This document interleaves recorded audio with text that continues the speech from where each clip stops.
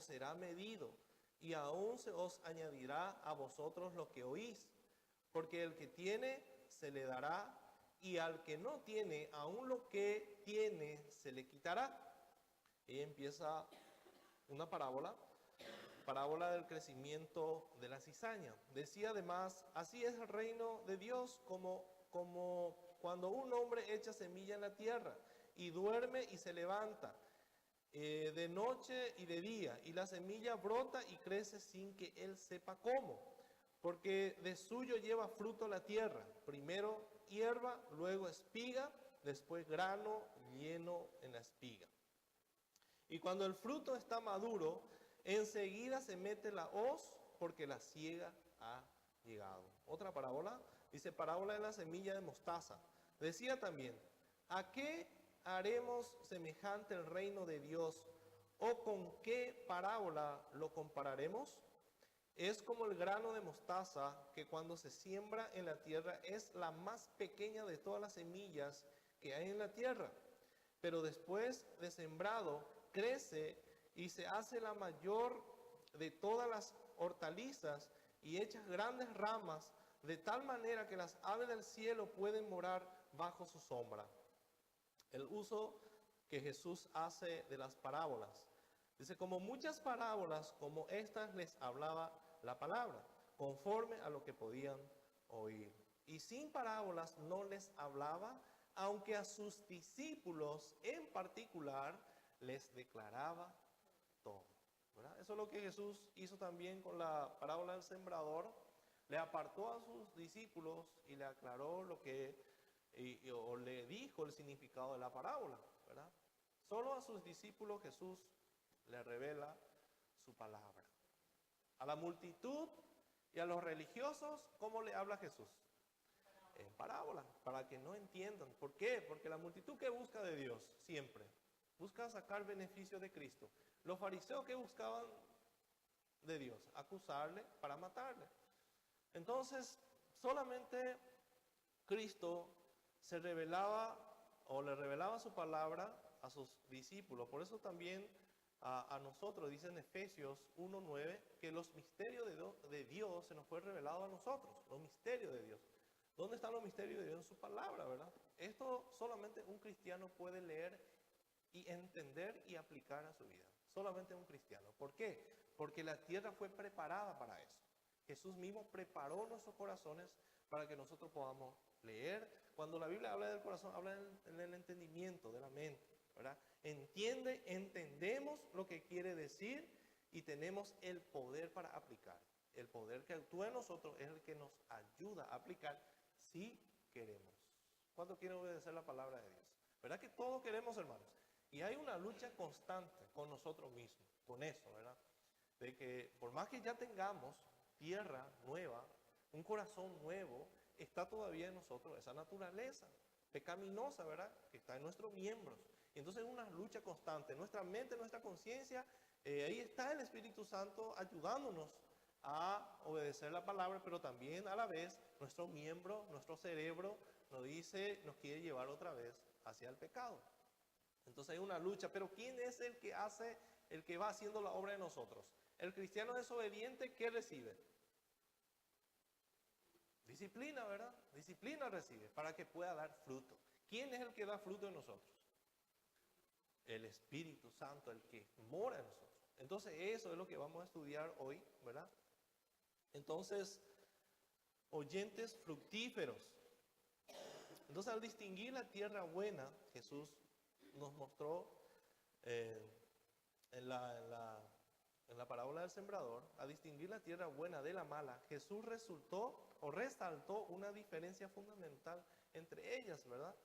La tierra buena se compone ¿de quiénes? ¿Qué dice el versículo 20? Dice, se compone de los que oyen la palabra, reciben y dan fruto. ¿Verdad que dice así? Oyen, reciben o guardan en su corazón y dan fruto. La buena tierra hace eso. Pero las malas tierras, ¿qué hacen? Reciben un poquito, pero no tienen raíz, no da fruto, hermanos.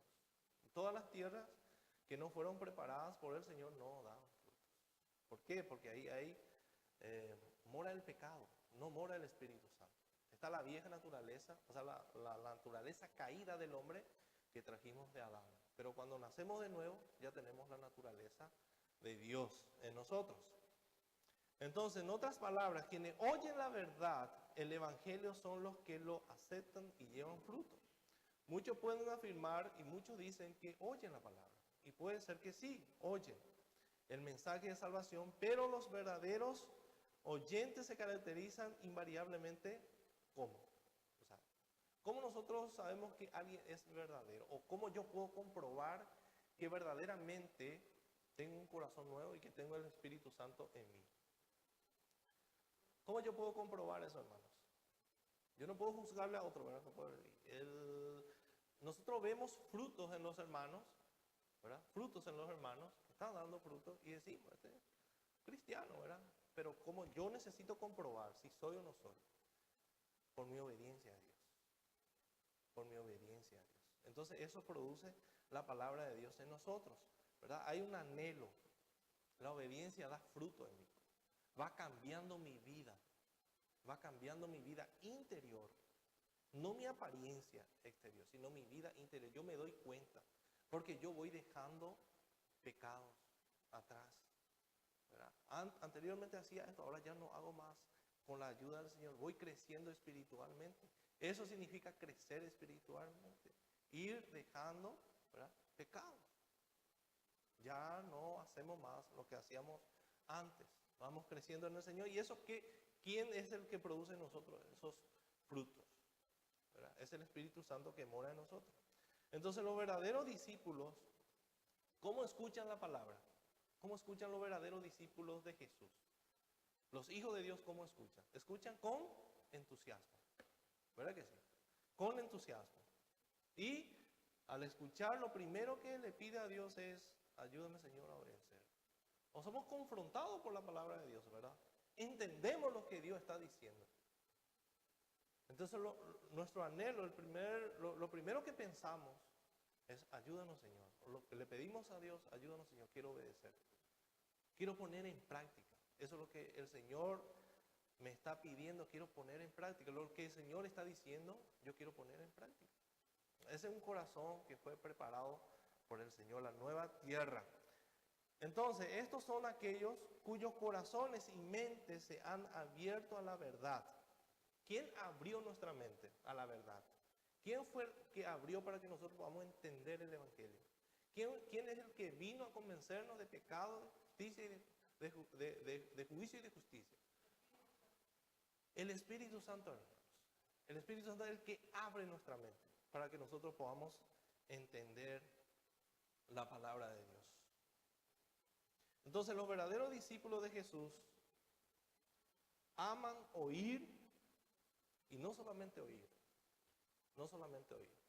sino quieren obedecer. Ahí yo compruebo que soy verdaderamente hijo de Dios. Miren lo que dice en Juan 10:3. Entonces los verdaderos hijos de Dios, los que fueron transformados, aquellos que tienen un corazón nuevo, aman oír la palabra de Dios. Por eso nos congregamos, ¿verdad? Por eso estudiamos la Biblia. Juan capítulo 10, versículo 3 y 4. Dice, a este abre el portero y las ovejas oyen su voz. Y a sus ovejas llaman por su nombre y las saca. Versículo 4. Y cuando ha sacado fuera todas las propias, va delante de ellas y las ovejas le siguen. ¿Por qué le siguen? ¿Por qué nosotros le seguimos a Jesús? ¿Por qué una oveja le sigue al pastor? ¿Por qué? Escucha su voz. Escucha y entiende que es la voz de su pastor. Entonces, nosotros no solamente escuchamos y nos quedamos. Lo que hacen así, los que se quedan y no le siguen a Jesús, entonces posiblemente tienen todavía corazón no regenerado. Aquellos que tienen el corazón regenerado escuchan el Evangelio. escuchan el Evangelio y le quieren seguir a Jesús. El 27, el versículo 27, miren lo que dice. Dice, mis ovejas oyen mi voz y yo las conozco y me siguen. Yo la conozco y me siguen. Las ovejas del Señor. Entonces los discípulos verdaderos están dispuestos a seguirle a Jesús, a dejar todo por Él. A Pedro le dijo, ¿usted también se quiere ir? ¿Y Pedro qué le dijo? ¿Y dónde iremos, Señor? Estuvimos cantando, ¿verdad? ¿Y dónde iremos del Señor? Si solo Él tiene palabra de vida eterna para nosotros. Entonces la parábola de los terrenos enfatiza la importancia de ser un oyente fructífero al distinguir la tierra buena de la mala. ¿Verdad? Los verdaderos creyentes van a dar fruto. Se caracterizan por eso. Jesús expresó en este pasaje que estuvimos leyendo, en Marcos 4, 21 al 34, de la siguiente manera, ¿verdad? Como estuvimos viendo varias, vamos a volver ahí, hermanos. Varias enseñanzas en parábolas, por ejemplo la parábola del crecimiento de la semilla, parábola de la semilla de mostaza. El sembrador enseñó o nos dio una enseñanzas espirituales tremendas, ¿verdad? De poder conocer cómo actúa Él en nosotros y también cómo nosotros respondemos a su llamado. Entonces Jesús usó 3 parábolas para identificar 4 características de los oyentes fructíferos. 4 características. En primer lugar, el oyente fructífero da testimonio con obediencia. La primera característica de un oyente fructífero, dan testimonio con obediencia. En segundo lugar, actúan con expectación. En tercer lugar, esperan con dependencia. Esperan con dependencia, depende del Señor. En cuarto lugar, caminan con confianza con el Señor. 4 características que vamos a estudiar hoy. Características de los oyentes fructíferos, los que dan frutos. En primer lugar dijimos, dan testimonio con obediencia. En segundo lugar, actúan con expectación. En tercer lugar, esperan con dependencia y caminan con confianza. En primer lugar, los oyentes fructíferos dan testimonio con obediencia. Vamos a leer versículo 21 hasta el 23. La primera parte. Dice, nada oculto que no haya de ser manifiesto. Dice, también les dijo, ¿acaso se trae la luz para ponerla debajo del almud o debajo de la cama? ¿No es para ponerla en el candelero? Porque no hay nada oculto que no haya de ser manifiesto, ni escondido que no haya de salir a la luz. Sino, si alguno tiene oídos para oír, oiga. Hasta ahí. Entonces, en la parábola de los terrenos, Jesús usa tierra buena para representar a creyentes que oyen el Evangelio. Y no solamente oyen, lo reciben y en consecuencia llevan fruto duradero. Los verdaderos creyentes llevan fruto duradero. Los cristianos demuestran, ¿cómo un cristiano demuestra una vida que tiene vida espiritual constantemente? O sea, ¿cómo yo sé que estoy vivo espiritualmente, hermanos? En primer lugar, me arrepiento de mis pecados. Todos los días. Llevo una vida, mi estilo de vida es de arrepentimiento.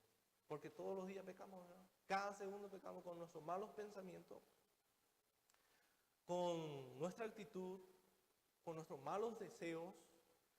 Entonces yo demuestro en mi vida que tengo vida espiritual, con mi arrepentimiento.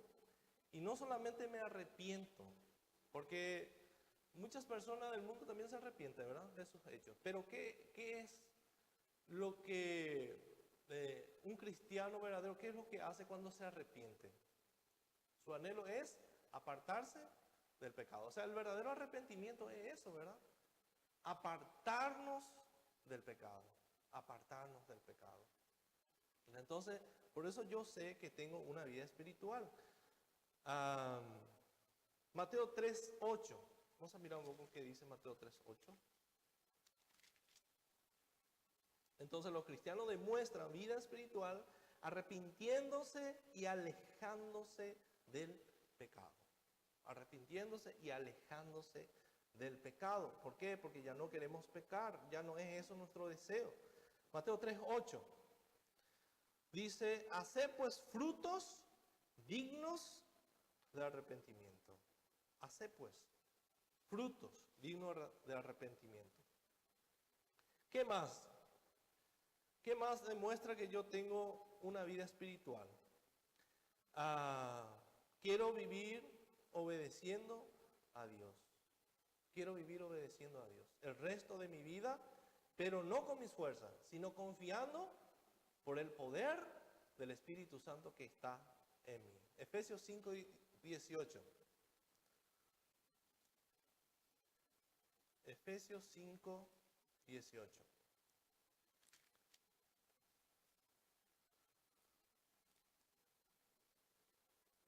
Dice, no os embriaguéis con vino, en lo cual hay disolución, antes bien sed llenos del Espíritu Santo. Sed lleno del Espíritu. ¿Cómo un creyente puede estar lleno del Espíritu? Primeramente, tengo que estar lleno de su palabra, ¿verdad? ¿De qué está hablando? Está hablando que el Espíritu Santo tiene que manejar mi vida, tiene que manejar mi pensamiento, tiene que manejar mis deseos pecaminosos. A mis miembros le tiene que atajar. A mis miembros, donde mora el pecado, le tiene que decir no. Tengo que ser gobernado por el Espíritu Santo y guiados por Él. Entonces, otra característica de que tengo vida espiritual, tengo una vida o llevo una vida de obediencia a Dios. No perfecto, ¿verdad? Nuestra vida de obediencia no va a ser perfecto. Más bien, lo que el Señor quiere es un corazón dispuesto a obedecer.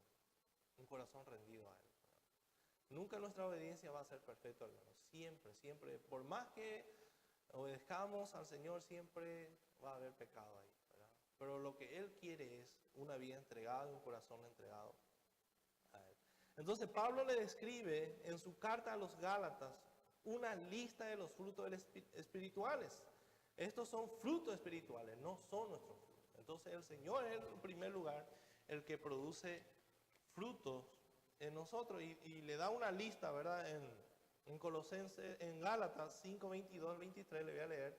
El fruto del Espíritu, no dice el fruto de ustedes, sino el fruto del Espíritu es amor, gozo, paz, paciencia, benignidad, bondad, fe, mansedumbre, templanza. Contra tales cosas no hay ley. Son los frutos del Espíritu que Él produce en nosotros. Entonces, también en Colosenses 1:10, el apóstol enfocó de igual modo la conducta de los creyentes en su mandato a los colosenses. Fíjense en Colosenses 1:10, Pablo dice, que andéis como es digno del Señor, agradándole en todo, llevando fruto en toda buena obra y creciendo en el conocimiento de Dios. Y esto es lo más importante, hermanos, crecer en el conocimiento de Dios, para andar en buenas obras y para ser llenos del Espíritu Santo y para que podamos dar frutos espirituales, ¿verdad? Creciendo en el conocimiento de Cristo. Andéis como estilos de vida. Esto habla de un estilo de vida como es digno del Señor. O sea, también más adelante vamos a ver que nosotros somos luz, ¿verdad? El evangelio que está en nosotros tiene que resplandecer esa luz. El evangelio es la luz que está en nosotros, que los demás tienen que ver. No solamente a través de nuestra palabra tienen que escuchar, sino a través de nuestra manera de vivir. Porque si no, no va a tener poder lo que nosotros decimos. También Jesús mismo enseñó que los que permanecen en su amor y se someten a su palabra serán fructíferos. En Juan 15, 4 conocen también esa enseñanza de la vid, ¿verdad? Que nosotros, que un pámpano lleva fruto y el otro pámpano no. Y ese pámpano fue cortado y echado al fuego, dice. Pero el pámpano que lleva fruto es limpiado por el Padre para que lleve más fruto. Ese es el pámpano verdadero. El otro pámpano que habla la Biblia es un pámpano falso, que es un cristiano que quiere ser cristiano, que quiere hacerse cristiano. Pero nadie va a llevar fruto con una naturaleza caída. Frutos espirituales, nada. Solamente el pámpano que está conectado con Cristo y se alimenta de Cristo va a poder llevar frutos espirituales. Porque no somos nosotros, es el poder que actúa en nosotros. Entonces, aunque pueda tomar muchas formas, el fruto espiritual siempre consiste de actitudes gozosas y de actos de obediencia para con el Señor. Miren lo que dice en Efesios capítulo 1, versículo 3. Para nosotros la vida cristiana no es una carga, hermanos. Para el cristiano la vida cristiana está lleno de gozo. Disfruta de la vida cristiana, disfruta de Cristo. El que no disfruta de Cristo, algo está mal en su vida. Efesios 1, 3 al 8 dice: bendito sea el Dios y Padre de nuestro Señor Jesucristo, que nos bendijo con toda bendición espiritual en los lugares celestiales en Cristo, según nos escogió en Él antes de la fundación del mundo, para que fuésemos santos y sin mancha delante de Él. Imagínense, hermanos, lo que somos delante de Dios. En amor, habiéndonos predestinado para ser adoptados hijos suyos por medio de Jesucristo, según el puro afecto de su voluntad, para alabanza de la gloria de su gracia, con la cual nos hizo aceptos en el amado, en quien tenemos redención por su sangre, el perdón de pecado, según la riqueza de su gracia, que hizo sobreabundar para con nosotros en toda sabiduría e inteligencia.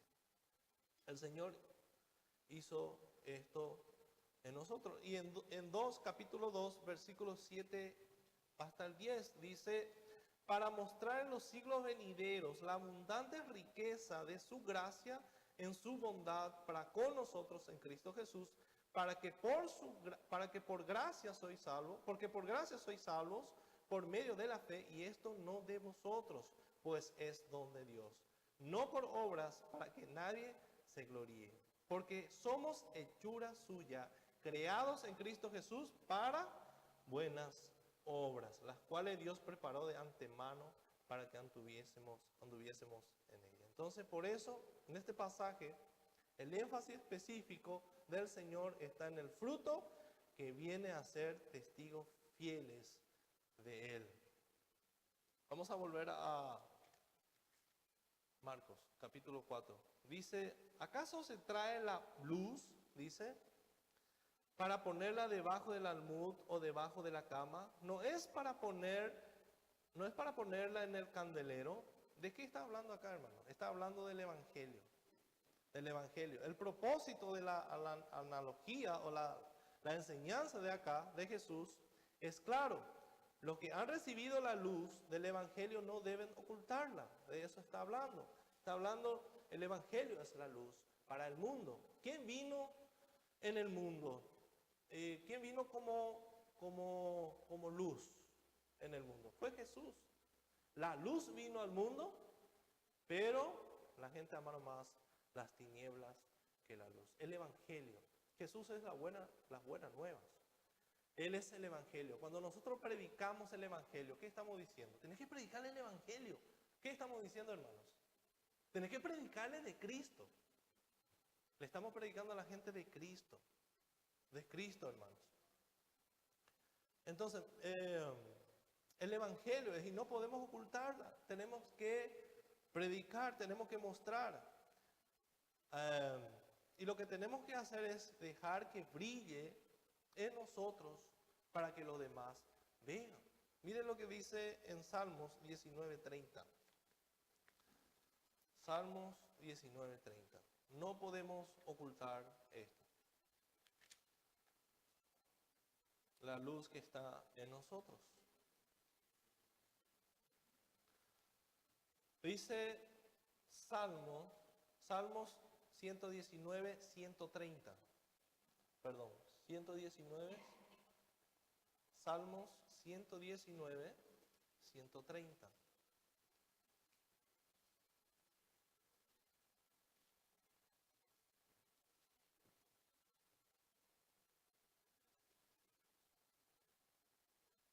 Dice, la exposición de tus palabras alumbra, hace entender a los simples. La exposición de tus palabras alumbra. ¿Qué es lo que le puede alumbrar a los que viven en la oscuridad?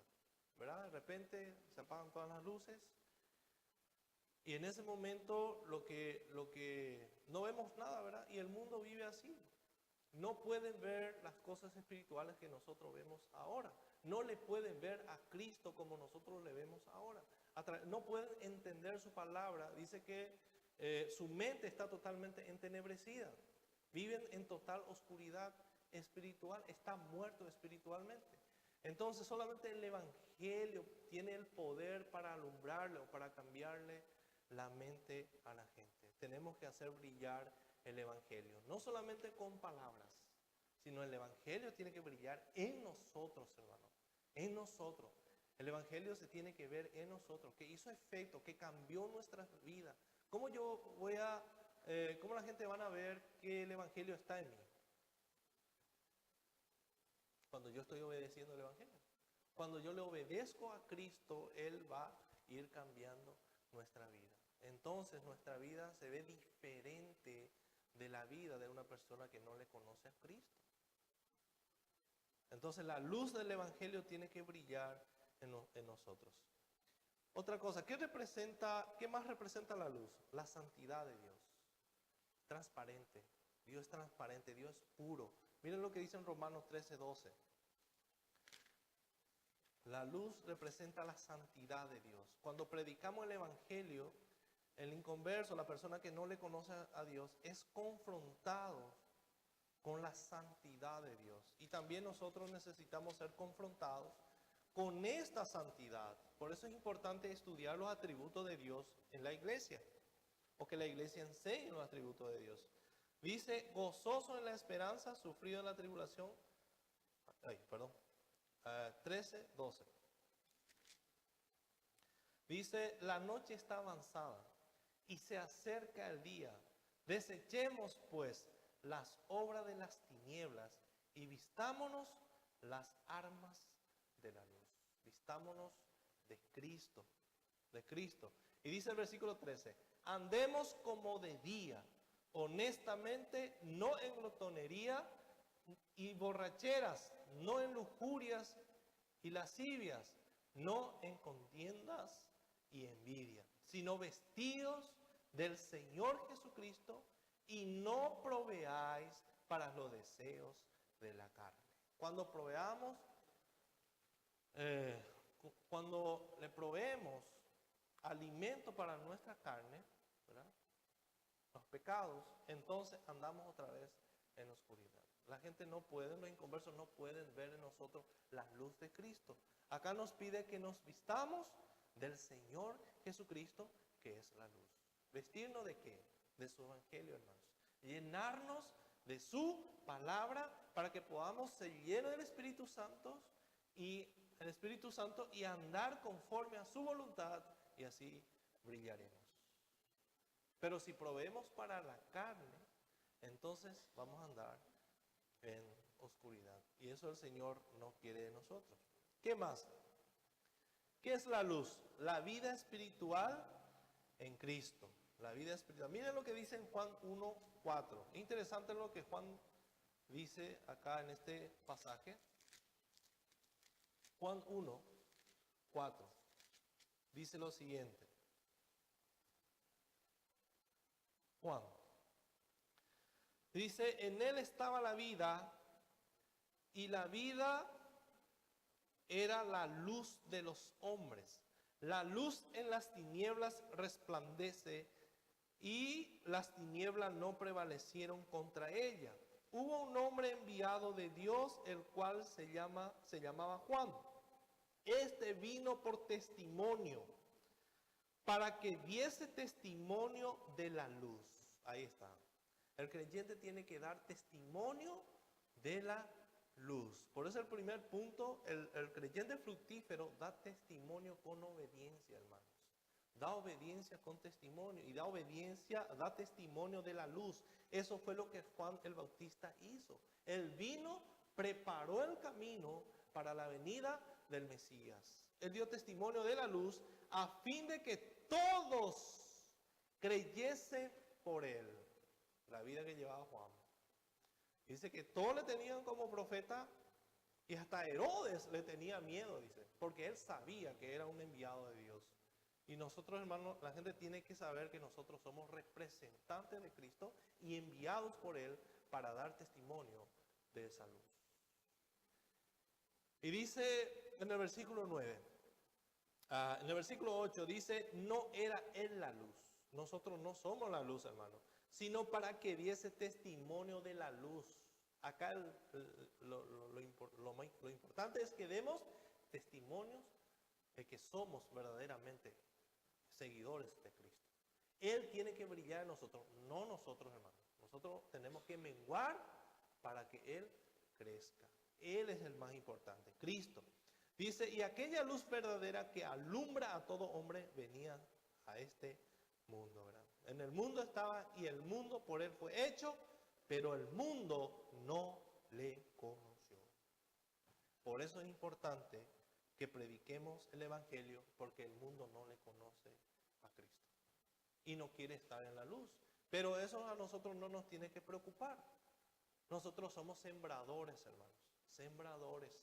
No somos la luz, ni tampoco no somos la semilla. La semilla da Dios y Él es el que da el crecimiento, nosotros no.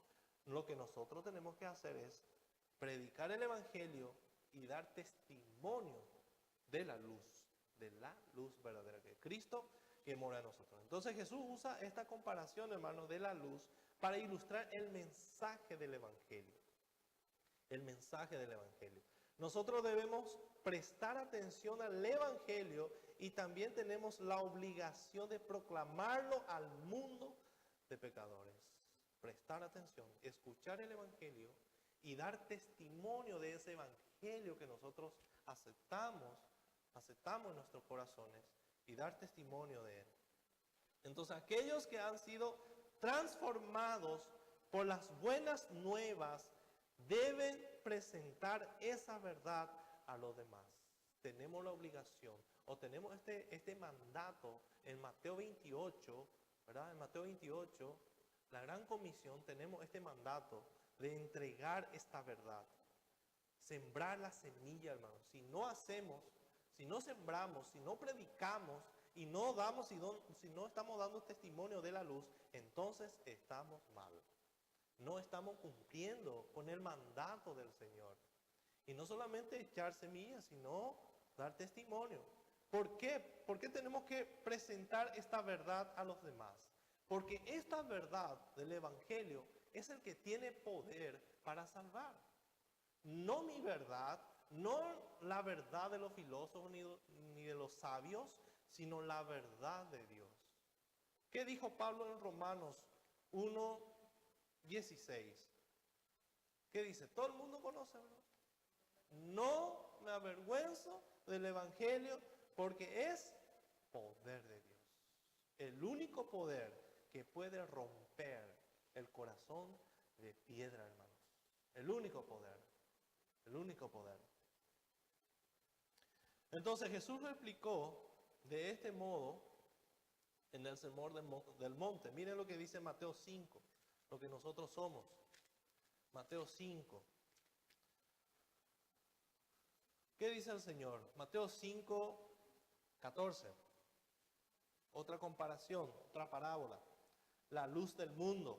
Vosotros sois la luz del mundo. Una ciudad asentada sobre un monte no se puede esconder. Es la misma cosa, es lo que está diciendo en este pasaje. Dice en este pasaje de Marcos, dice, ¿acaso se trae la luz para ponerla debajo del almud o debajo de la cama? Claro que no. Se pone bien arriba para alumbrar, para dar más luz en la casa.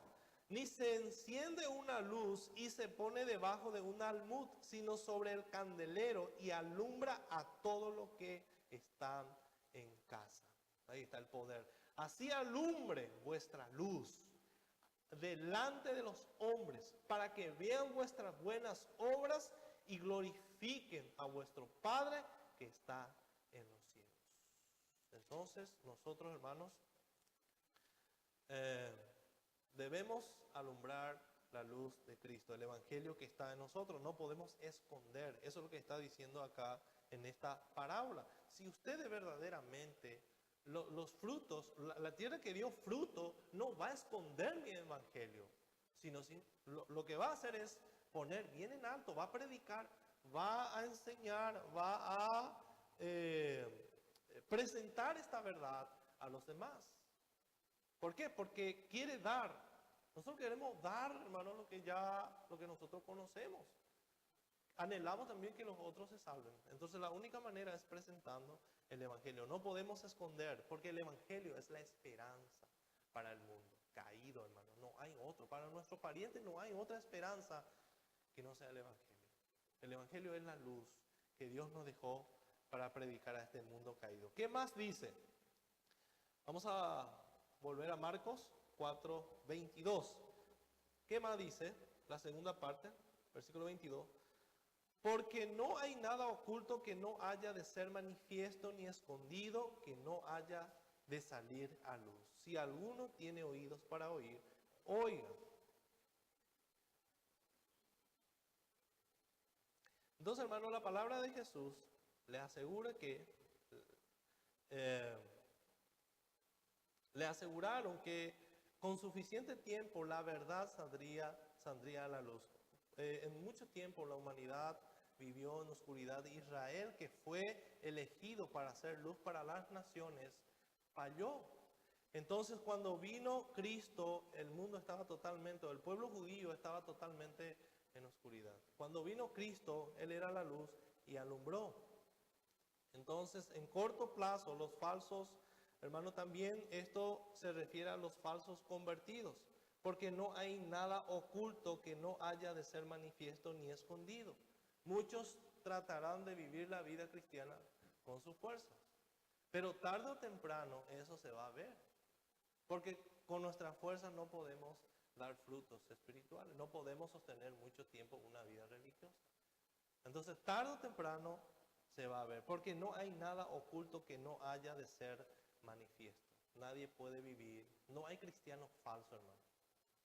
No hay cristianos falsos, sino lo que hay es personas que quieren ser cristianos con su fuerza, pero no hay cristianos falsos. Falsos cristianos no hay. Entonces, tarde o temprano, hermano, esto va a salir a luz. Dice, ni escondido que no haya de salir a la luz. No podemos guardar mucho tiempo, o la persona no puede guardar mucho tiempo su falsa espiritualidad. No puede, porque nadie puede hacer esto con su fuerza. El fruto que nosotros damos, el Espíritu Santo produce en nosotros, no nosotros, sino el Espíritu Santo. ¿Cuáles son esos frutos, por ejemplo, que ahora nosotros tenemos? Uno nomás, que me da la seguridad de que yo soy cristiano, de que no soy un falso. Porque muchos pensarán, ¿no? Yo soy re desobediente, pero no por eso deja de ser cristiano. Pues los cristianos son desobedientes también. ¿Cuántos pecan? Todos pecamos. Entonces, la prueba, para mí la prueba más, la mayor prueba que uno puede tener para decir que es cristiano es anhela estudiar la Biblia y anhela vivir la voluntad de Dios.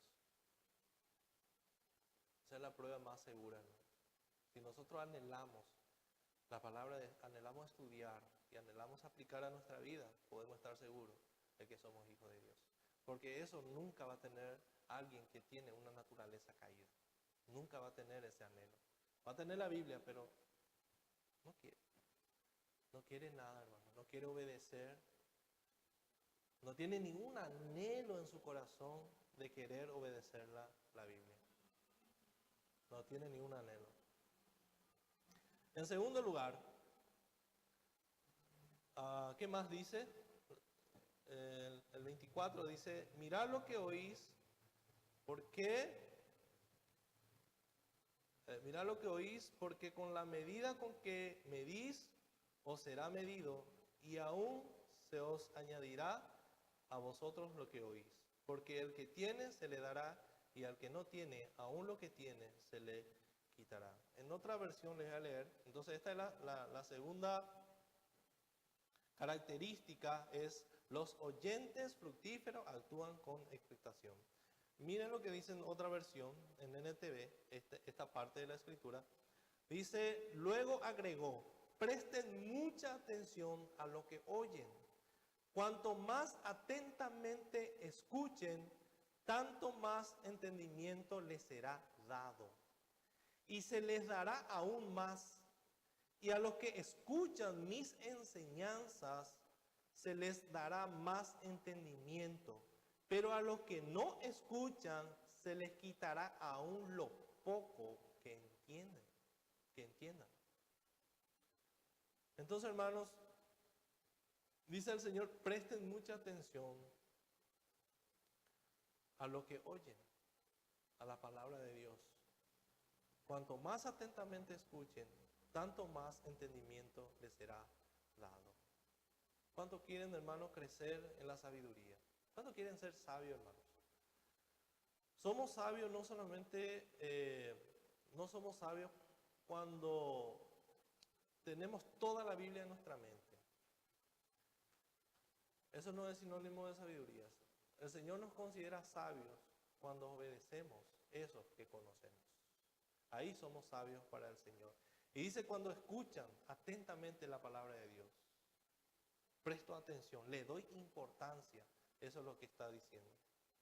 Y a medida que yo le doy importancia a la palabra de Dios, Él me va a dar más entendimiento. O sea, yo voy a tener más entendimiento de Él. Y dice, y se le dará aún más. El que le da importancia a la palabra de Dios. Y a los que escuchan mi enseñanza se le dará más entendimiento. Pero fíjense lo que le va a pasar a los que no quieren escuchar. Pero a los que no escuchan, a los que no prestan atención a la palabra de Dios, dice, se les quitará aún lo poco que entiendan. Y esto pasó con las 3 tierras que estuvimos viendo. Solo uno dio fruto. Por eso le dije, el verdadero cristiano anhela escuchar la palabra de Dios, anhela escuchar. Y también anhela obedecer. Esta es la tierra nueva que el Señor puso en nosotros, ¿verdad? Nuevos deseos. Entonces la enseñanza de Jesús era que quienes predican con fidelidad el Evangelio pueden de igual modo esperar que Dios lo recompense también eternamente por los esfuerzos diligentes que hubieran hecho. Nosotros vamos a ser recompensados por predicar el Evangelio de Dios. En tercer lugar, el versículo 26 al 29. La tercera característica de un oyente fructífero. Los oyentes fructíferos esperan con dependencia. Dependen de Dios. Versículo 26, una parábola del crecimiento de la semilla. Decía además, así es el reino de Dios. Como cuando un hombre echa semilla en la tierra y duerme y se levanta de noche y de día, y la semilla brota y crece sin que él sepa cómo. Porque de suyo lleva fruto la tierra, primero hierba, luego espiga, después grano lleno en la espiga. Y cuando el fruto está maduro, enseguida se mete la hoz, porque la siega ha llegado. Ya está maduro. Entonces, una tercera característica de los oyentes fructíferos es que han aprendido a esperar con dependencia en Dios. Hermanos, nosotros no podemos salvarle a nadie. Nosotros no tenemos ese poder para salvarle a nadie. nosotros dependemos del Señor cuando echamos la semilla. Entonces, el único que puede producir resultados espirituales en la vida de una persona es el Señor, es Dios. Nosotros predicamos, pero no, así como el agricultor echa la semilla y deja ahí, él no sabe cómo sale debajo de la tierra. Él no se va a cada rato y revisa, ¿verdad? Porque así no va a crecer. Echa, todo el día revisa si, a ver si no creció todavía. El sembrador no hace eso, los agricultores no hacen eso, sino él ve ya el resultado que va saliendo y se va formando. Dice primeramente, mira acá, dice cómo se forma. Primero hierba, no tiene nada, luego espiga, ¿verdad? Y después grano, lleno en la espiga. Entonces el Señor es el que da el crecimiento, el Señor es el que produce fruto en nosotros y de las personas. Entonces nosotros no podemos afanarnos de querer convertirle a alguien. Nosotros no le vamos a convertir a nadie más. Nosotros simplemente tenemos que ser como el agricultor, echar la semilla y depender de Dios. Por eso el oyente fructífero espera con dependencia y espera o depende del Señor. Entonces, aunque los creyentes están llamados, hermanos, a dar testimonio con obediencia y a trabajar con expectativa, no pueden producir vida. Solo Dios puede dar vida espiritual a la gente. Miren lo que dice en 2 Corintios 4, 5. Nuestro trabajo es dar testimonio de la luz y predicar el evangelio, pero no salvarle a nadie. No tenemos ese poder. No podemos estresarnos por eso, porque no se convirtió. Claro que nos quebranta, ¿verdad? Pero no podemos hacer nada. El Señor es el que obra según su voluntad. 2 Corintios 4, 5 al 7 dice: porque no nos predicamos a nosotros mismos, dice Pablo, sino a Cristo como Señor, y a nosotros como vuestros siervos por amor de Jesús. Porque Dios, que mandó que de las tinieblas resplandeciese la luz, es el que resplandeció en nuestros corazones para iluminación del entendimiento de la gloria de Dios en la faz de Jesucristo. Nosotros, hermanos, predicamos a Jesucristo porque Él es el que va a derramar su gracia en los corazones de la gente. Entonces, el agricultor no puede hacer que la semilla brote o forme nueva vida. En realidad, ni siquiera puede comprender totalmente cómo ésta llega a vivir. Sin embargo, planta la semilla y espera. Se va a dormir, dice. No le preocupa. Mire el agricultor. Y duerme y se levanta de noche y de día. Nosotros hacemos las mismas cosas. Nos vamos a nuestro trabajo, predicamos ahí, donde sea, nos vamos a traer a nuestra casa, pero un día de repente tu compañero de trabajo te dice: ¿qué era ese Jesús que me dijiste? Empezó ya, empieza a preguntarte, quiere saber, vienen los problemas y ya va directo a vos.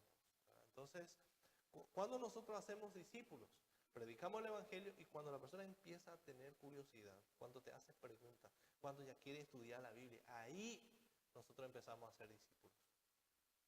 A los inconversos no podemos nosotros, a los inconversos no le podemos hacer discípulos de Cristo. Primero tiene que ser discípulo, primero tiene que ser hijo de Dios para que empecemos a discipularle. Tiene que tener hambre de Dios, ¿verdad?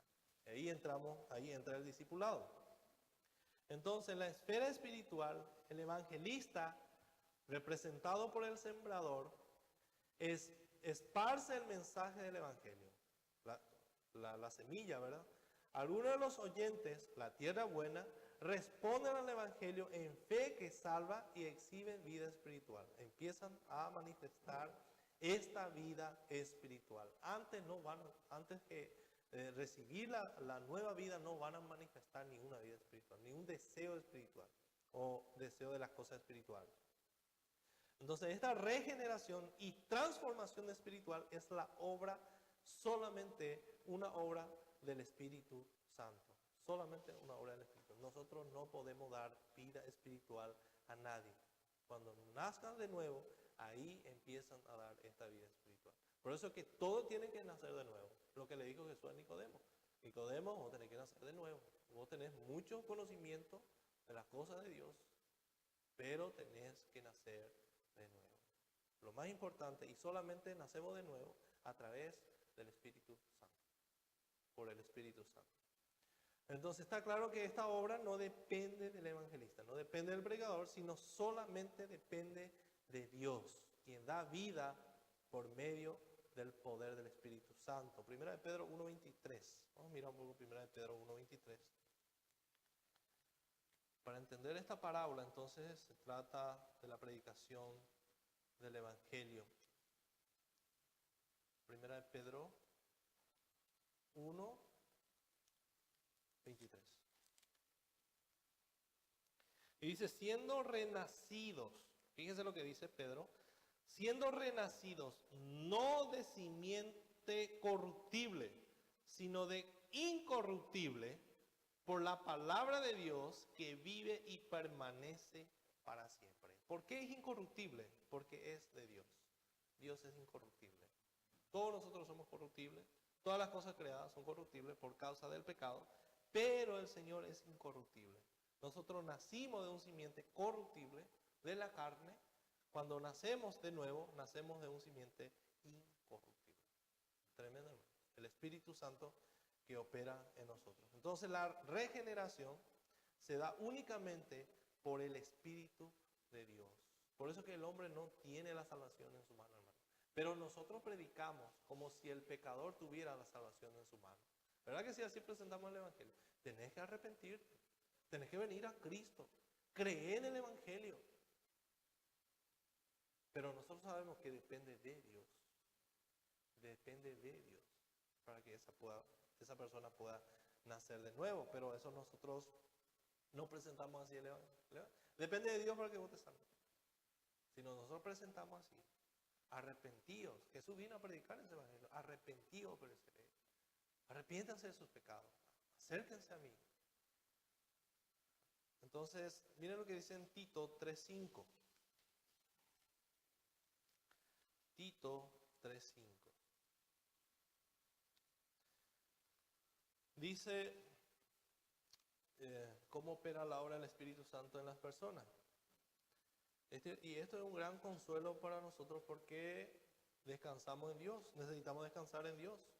Dice Tito capítulo 3 versículo 5, nos salvó no por obras de justicia, o sea, no por buenas obras, que nosotros hubiéramos hecho, sino que su misericordia por el lavamiento de la regeneración y por la renovación del Espíritu Santo, el cual derramó en nosotros abundantemente por Jesucristo nuestro Salvador, para que justificados por su gracia viniésemos a ser herederos conforme a la esperanza de la vida eterna. Entonces Él fue el que nos salvó y nosotros, hermanos, descansamos en la soberanía de Dios. Como le dije, nosotros nuestra responsabilidad como cristianos es vivir conforme a la palabra de Dios, ser luz para los que viven en tinieblas, presentar el Evangelio de la luz, las buenas noticias. Entonces, el tercer punto era, los oyentes fructíferos esperan con dependencia. Vamos a volver a Marcos, la parábola del sembrador. Marcos 4, 26, estamos en el 26. Dice el 28, porque de suyo lleva fruto la tierra, primero hierba, luego espiga, después grano lleno de la espiga. Es un proceso, la vida espiritual, no todos vamos a ir dando fruto por igual, sino uno va a dar más, otro menos, pero todos van a dar fruto. Todos van a dar fruto, todos, totalmente. Dice, y cuando el fruto está maduro, enseguida se mete la hoz, porque la siega ha llegado. Acá empieza la cosecha. La cosecha. Empieza la hoz, significa el instrumento o la herramienta para cortar el trigo.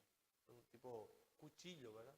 Para cortar, entonces empezamos a recoger. Cuando predicamos el Evangelio y cuando alguien se salva, ¿cuál es la mayor recompensa que nosotros tenemos acá en la tierra?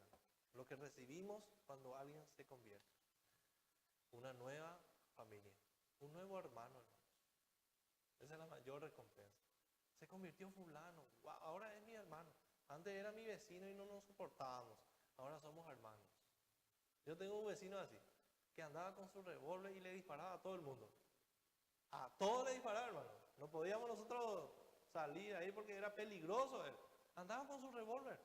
Un muchacho una vez pasó cerca de su casa y se quedó para orinar y le salió y le metió 3 balazos.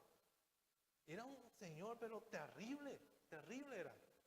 Y les quiero mostrar ahora, hermano, con su Biblia, no le molesta a nadie y le predica a todo el mundo.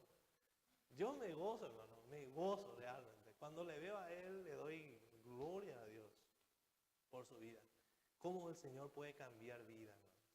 Es impresionante. Solo el Señor tiene poder para hacer eso. Solamente el Señor. Entonces eso es lo que nosotros ganamos y nos sentimos gozosos cuando alguien se arrepiente y se vuelve cristiano. Entonces ahí nosotros recogemos la recompensa acá en la tierra. El cuarto punto. Otra característica del oyente fructífero es que caminan con confianza. El versículo 30. Parábola de la semilla de mostaza. Decía también, ¿a qué haremos semejante el reino de Dios o con qué parábola lo compararemos? Es como el grano de mostaza, que cuando se siembra en tierra es la más pequeña de todas las semillas que hay en la tierra, pero después de sembrado crece y se hace la mayor de todas las hortalizas y echa grandes ramas de tal manera que las aves del cielo pueden morar bajo su sombra. ¿Alguien conoce? Hoy yo estuve buscando en internet la planta de mostaza. Realmente su semilla es chiquitita, pero es enorme, hermano. La planta es enorme, de una semilla así chiquitito, y crece enorme. Entonces, una cuarta característica de los creyentes que vemos en esta parábola, creyentes fructíferos, es que proclaman el Evangelio con confianza. Debido a que Dios es quien bendice su palabra y crea vida espiritual, los creyentes pueden cumplir su llamado a la evangelización con la certeza de saber que forman parte de una empresa que no puede fallar. Esto no va a fallar. ¿Por qué? Porque es Él el que va a hacer, no nosotros. Una semilla chiquitita, vino Jesús, nadie le dio pelota, todo el mundo le dijeron, hasta sus discípulos le dijeron, son pocos los que se salvan, Señor. Medio que decepcionado ellos, ¿verdad? Un hijo de Dios vino a morir en la cruz, Él nació en un pesebre, algo tan chiquitito, vino el Evangelio, la buena nueva, pero la promesa es que ese Evangelio va a dar frutos, hermanos, grandes frutos. El Evangelio se tiene que predicar todas las naciones, el mundo entero. Entonces, nosotros confiamos en Dios, que este Evangelio va a dar fruto. Mateo 16, 18. Miren lo que dice Mateo 16, 18. Mateo 16, 18.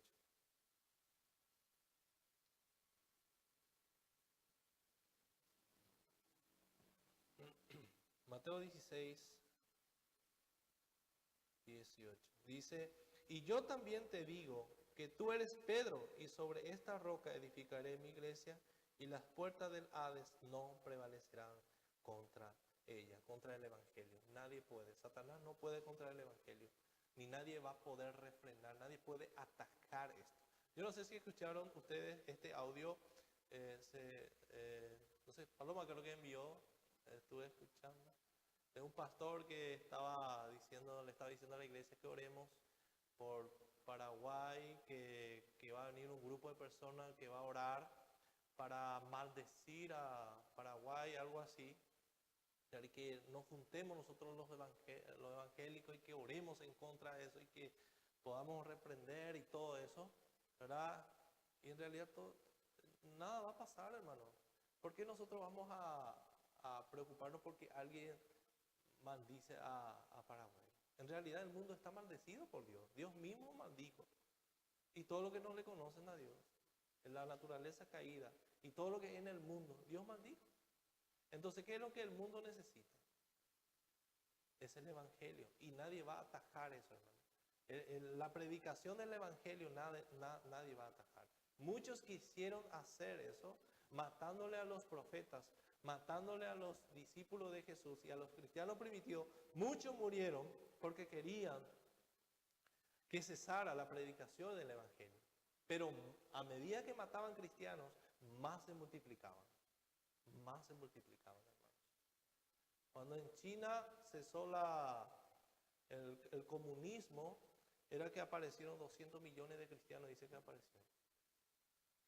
200 millones de cristianos. Entonces, donde por más que quieran detener el Evangelio, no van a poder hacerlo.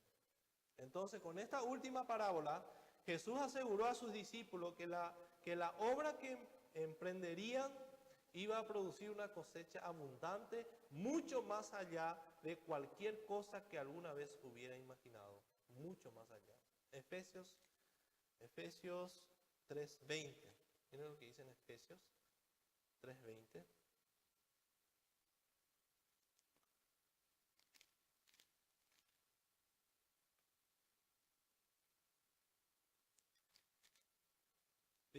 Dice, y aquel que es poderoso para hacer todas las cosas mucho más abundantemente de lo que pedimos o entendemos según el poder que actúa en nosotros. A Él sea gloria en la iglesia en Cristo Jesús por todas las edades, por los siglos de los siglos. Amén. Entonces nosotros muchas veces pensamos hacer muchas cosas para el Señor, vamos a predicarle a todos, voy a hacer esto, pero tenemos que entender que Él es el que va a hacer la obra y Él hará mucho mejor de lo que nosotros pensamos hacer para Él.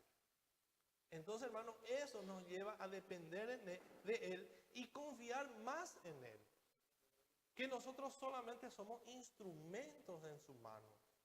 Que nosotros solamente somos los sembradores fieles. Dice, hay otra parábola donde dice que Él arrendó su tierra a unos agricultores y que envió siervos para cobrarle, para recoger lo que le correspondía al dueño y que le mataron a esos siervos que fueron enviados por su amo. Pero dice que Él un día, vino y quitó la tierra de los primeros arrendadores y le dio a otros. El hermano nos dio la responsabilidad para sembrar el Evangelio.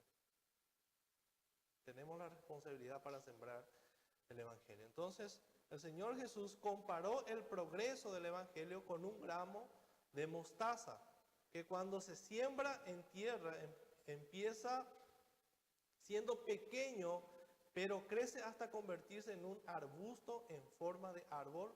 Aunque el grano de mostaza es muy pequeño, después de haber sido sembrado, crece y se hace la mayor de todas las hortalizas y echa grandes ramas. La planta de mostaza en Israel crecían hasta 5 metros de altura. Eran la más grande del huerto y tenían ramas en las que los pájaros hacían nidos. El propósito de la parábola de Jesús habría sido muy evidente para los discípulos, aunque el reino del cielo en ese momento era diminuto. Al igual que un grano de mostaza, crecería hasta abarcar el globo terráqueo generación tras generación. Entonces, a pesar de sus modestos comienzos, el reino de Dios se convertiría en un árbol poderoso que provee seguridad y bendición a toda la tierra. Nadie está seguro si no está en Cristo. Solamente Cristo nos ofrece seguridad. Solamente el Evangelio nos ofrece seguridad. Por más pequeñito que sea, por más insignificante que sea para el mundo, es poderoso para guardarnos del mal. ¿Qué hizo el Evangelio, hermano? Ese Evangelio que es locura para los que se pierden. Con su poder nos convirtió. Con su poder Él convirtió nuestro corazón. Con su poder Él rompió el corazón de piedra que nosotros teníamos. Ahora estamos en Cristo Jesús y estamos seguros en Él. Estamos debajo de ese árbol.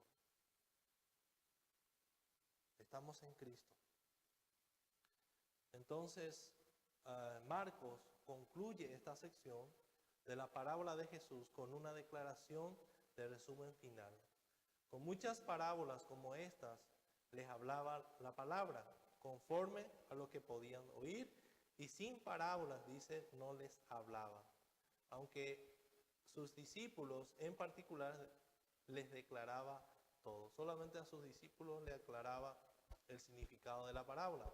La incredulidad de las multitudes fue juzgada por Jesús cuando ocultó la verdad y le enseñaba solo acertijos inexplicables. Incluso el rechazo era parte del plan social.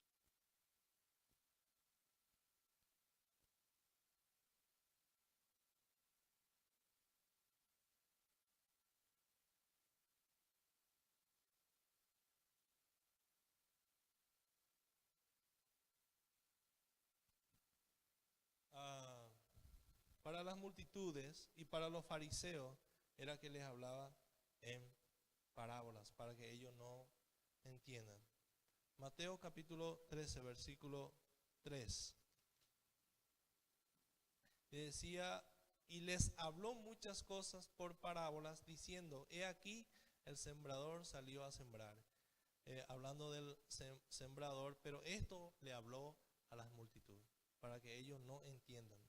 Pero el propósito de las parábolas le explicó a sus discípulos. Es lo que estuvimos viendo también en Marco, ¿verdad? Está en Mateo. Miren lo que dice en Juan, capítulo 12, versículo 35. Juan 12, 35. Ya estamos terminando. Juan 12, 35.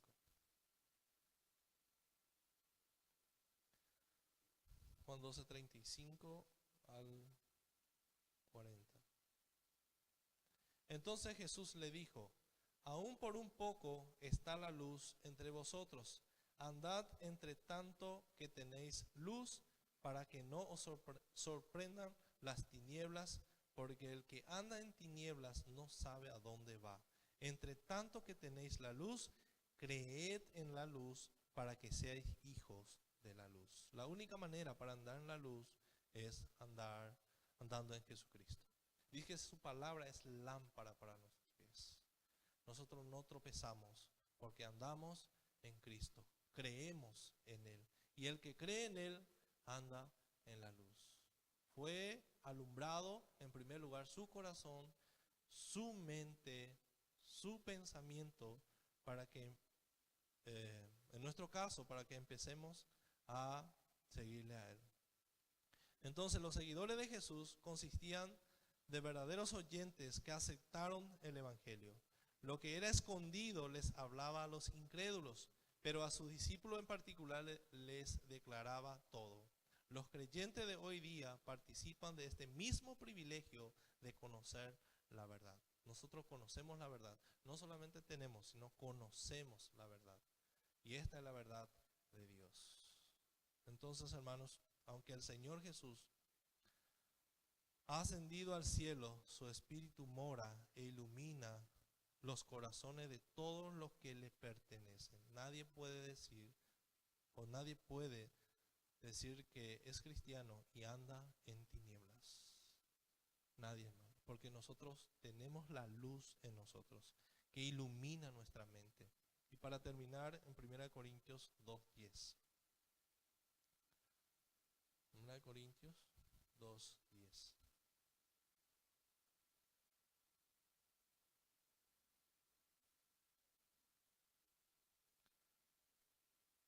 Al 14 dice, y al que vosotros, perdón hermano, 1 Juan 2:27. 1 Juan 2:27.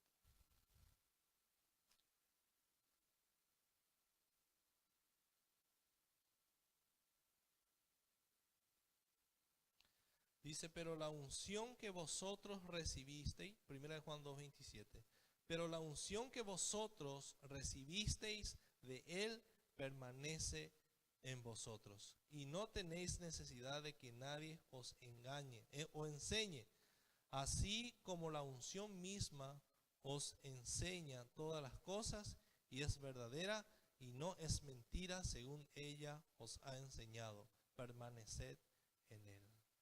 Dice, y ahora, hijitos, permaneced en él, para que cuando se manifieste tengamos confianza, para que en su venida no nos alejemos de él avergonzados. Si sabéis que él es justo, sabed también que todo el que hace justicia es nacido de él.